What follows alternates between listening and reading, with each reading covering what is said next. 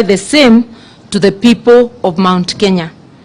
We saw this during the questioning of Minor Jenga at the DCI on the 25th of May this year, and the subsequent court appearance in Nakuru.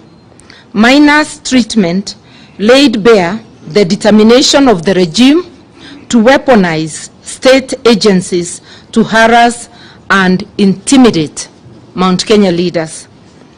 We are seeing the profiling of Mount Kenya youth as Mungiki, which amounts to an attempt by the regime to create an artificial crisis to justify violence against innocent youth from the mountain.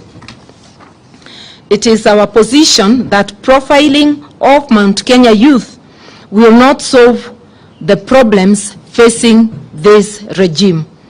It will only derail the healing process.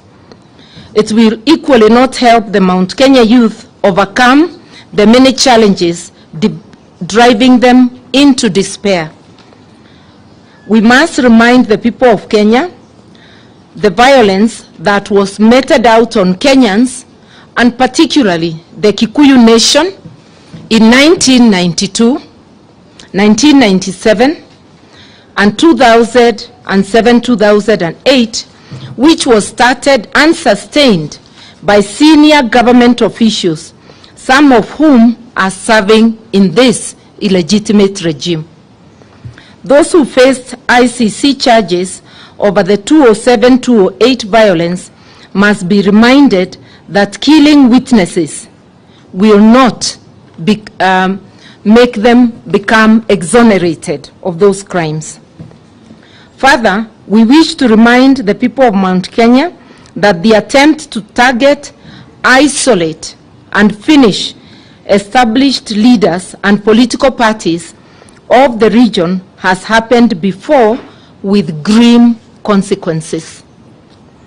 Those who are old enough when power changed hands in 1978 will recall that Kikuyu leaders and their businesses and those in the public sector became immediate targets. The community witnessed a massive effort to cut down and humiliate its leaders, like the late James Gishuru, Njoroge Mongai, Bio Koinange, Waroro Kanja, Bernard Hinga, who was a commissioner of police, and Mwai Kibaki.